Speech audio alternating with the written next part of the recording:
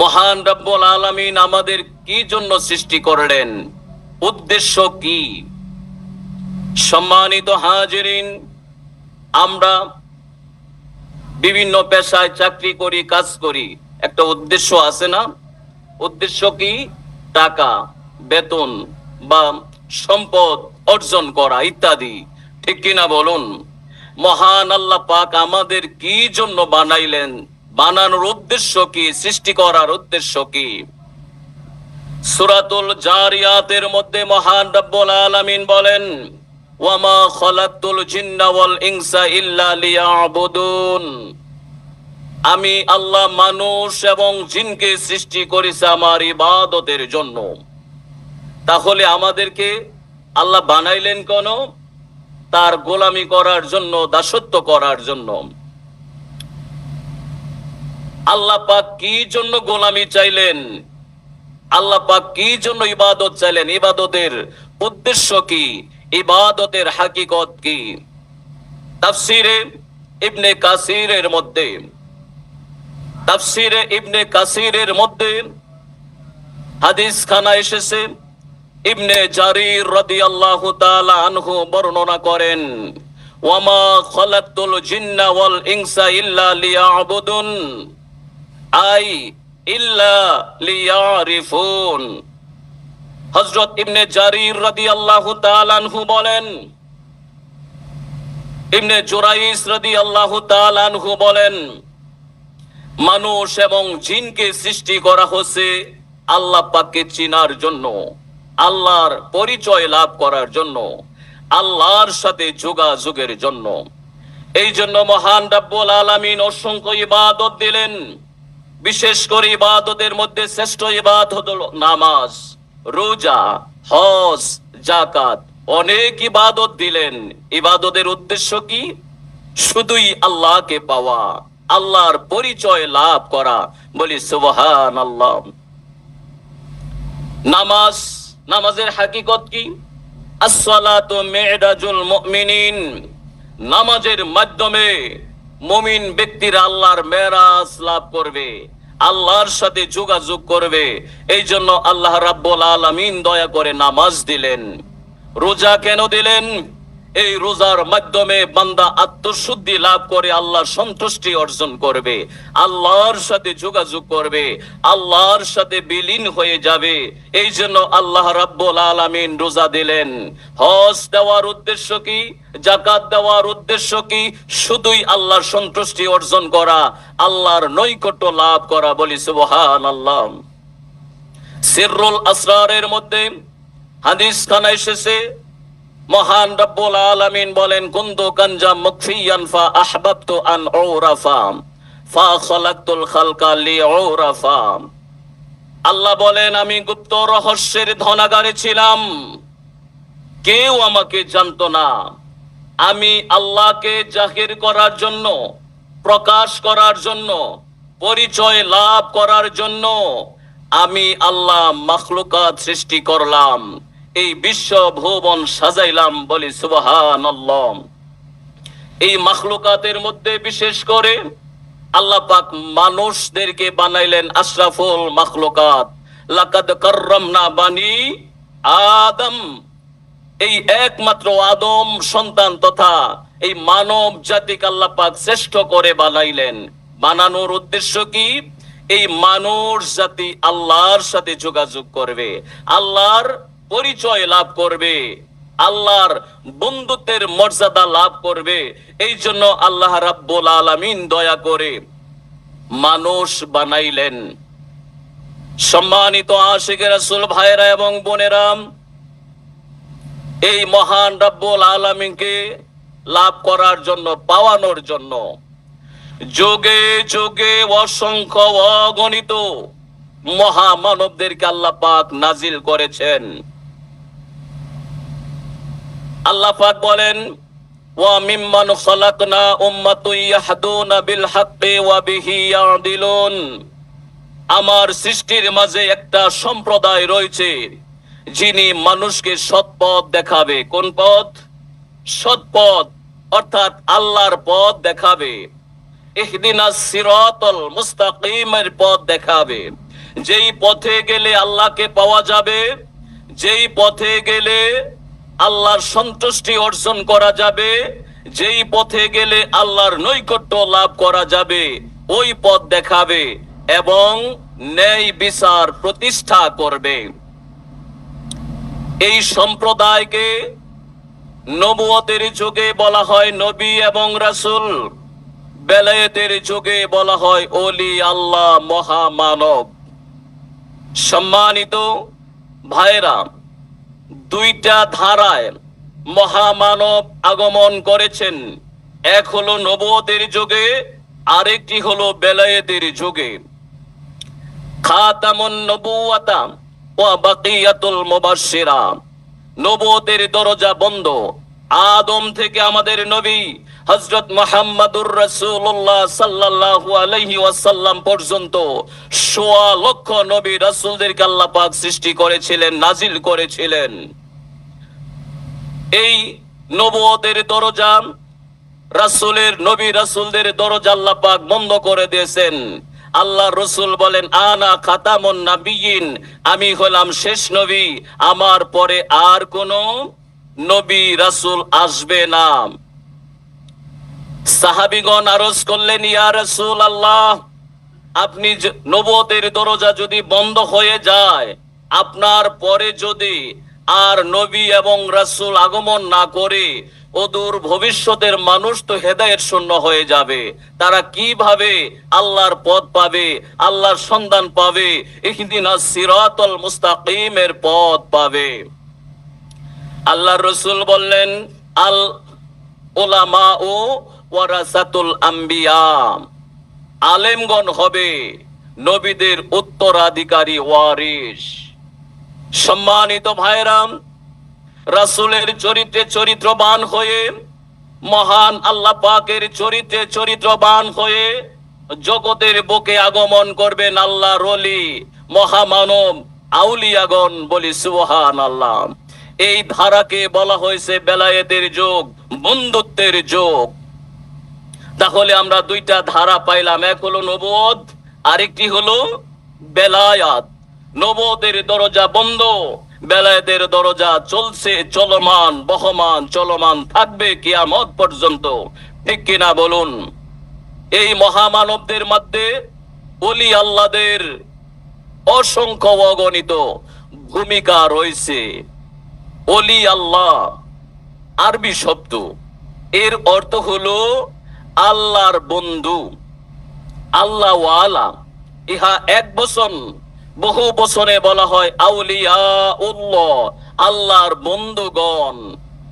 মহান আল্লাহ পাক বলেন, আলা ইন্না আউলিয়া আল্লাহি লা খাউফুন আলাইহিম ওয়া লা হুম ইয়াহজানুন।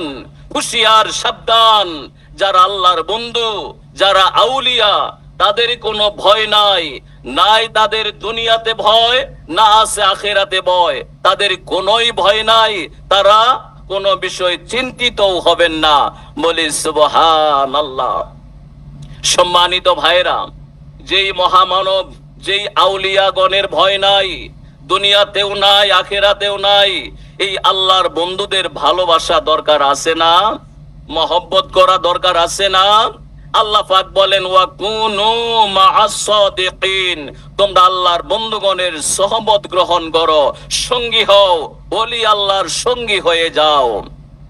সম্মানিত হাজিরিন,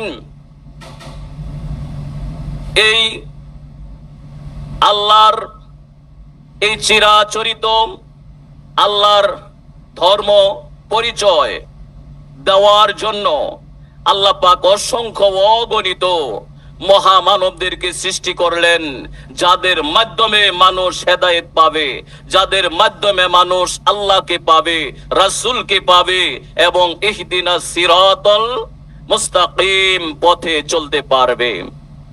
বেলায়েতের যুগে অন্যতম মহামানব আল্লাহর মহান বন্ধু রূপে আগমন করলেন 470 হিজরিতে গাউসে পাক মহিউদ্দিন হযরত বরপীর আব্দুল কাদের জিলানী রাহমাতুল্লাহি আলাইহি। বলি সুবহানাল্লাহ। তিনি যখন আগমন করলেন, শুভ জন্মগ্রহণ করলেন, জন্ম নিয়েই 18 পারার হাফেজ ছিলেন। সুবহানাল্লাহ, কত বড় মহামানব! যদি ইতিহাস তালাশ করি, তার বাবা একজন আশিকে রাসূল, আশিক এবং সাধক। তার বাবা তার মাতা উম্মুল খায়ের ফাতেমা, তিনি একজন সাধক, আশিকে রাসূল, রাসূলের প্রেমিক, আল্লাহর প্রেমিক ছিলেন বলে সুবহানাল্লাহ। অত্যন্ত সৎ এবং চরিত্রবান ছিলেন। আসলে গাউসে পাকের জীবনী এবং তার মা বাবার জীবনী যদি বলে শেষ করা যাবে না। সম্মানিত হাজিরিন, গাউসে পাক মহিউদ্দিন আব্দুল কাদের জিলানী রহমাতুল্লাহি আলাইহি, তিনি অসংখ্য আল্লাহ রসুলের হাদিসের হাফেজ এবং এলমে ফিকা, এলমে সরফ, তাফসির, হাদিস বিভাগ থেকে তিনি ডিগ্রি লাভ করেন এবং তিনি বুঝতে পারলেন তিনি যেই যুগে আগমন করেছেন রাসূলের সঠিক ধর্ম নাই, রাসূলের ধর্ম থেকে অনেক দূরে, আল্লাহর ধর্ম থেকে, বিধান থেকে মানুষ অনেক দূরে সরে আছে, কুসংস্কারে ভরা। তিনি চিন্তা করতে লাগলেন কিভাবে এই জাতিকে উদ্ধার করা যায়, এই ধর্মকে সংস্কার করা যায়। তিনি ভাবতে ভাবতে ঘুমিয়ে পড়লেন। ঘুমের মধ্যে তিনি স্বপ্নে দেখতে লাগলেন আল্লাহর হাবিব সাল্লাল্লাহু আলাইহি ওয়াসাল্লাম তিনি শুয়ে আছেন একটি বাগানের মধ্যে।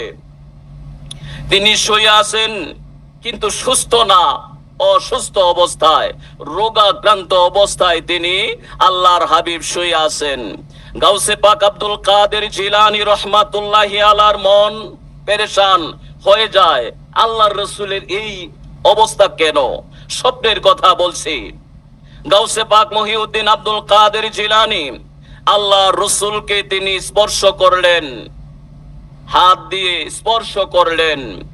আল্লাহর রাসূল সুসজ্জিত হয়ে সুন্দর চেহারা মোবারকে, নূরানি চেহারা মোবারক উঠে সুসজ্জিত হয়ে বসে বললেন, আনতা মহিউদ্দিন, আপনি হলেন ধর্মের পুনর্জীবন দানকারী।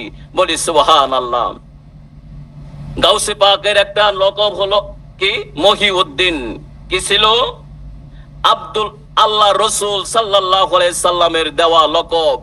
তিনি হলেন ধর্মের পুনর্জীবন দানকারী, যার কারণে গাউসে পাক মহিউদ্দিন আব্দুল কাদের জিলানী অসংখ্য অগণিত সংস্কার করেছেন, যুগোপযোগী ধর্ম উপস্থাপন করেছেন।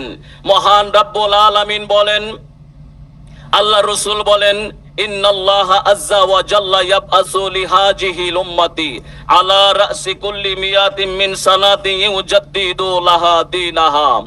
প্রত্যেক শতাব্দীর শিরোভাগে একজন মুজাদ্দিদ আগমন করবেন, যে একজন মুজাদ্দিদ আগমন করবেন,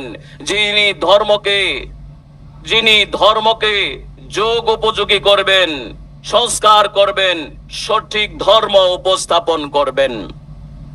সম্মানিত হাজিরিন, তাহলে ওলি আল্লাহদের মধ্যে যিনি সঠিক ধর্ম উপস্থাপন করবেন, যিনি হবেন মুজাদ্দিদ, তিনি হবেন যুগের ইমাম, শ্রেষ্ঠ বন্ধু। বলি সুবহানাল্লাহ।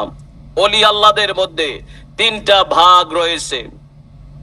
আমাদের মহান মুর্শিদ সুফি সম্রাট হযরত শাহ দেওয়ানবাগী রহমাতুল্লাহি আলাইহি এর লিখিত গ্রন্থ মুক্তি কোন পথে, এই গ্রন্থের মধ্যে আল্লাহর মহান বন্ধু শাহ দেওয়ানবাগী হুজুর কেবলাজান বলেন, পৃথিবীতে ওলি আল্লাহ মহামানবগণ তিন শ্রেণীতে বিভক্ত।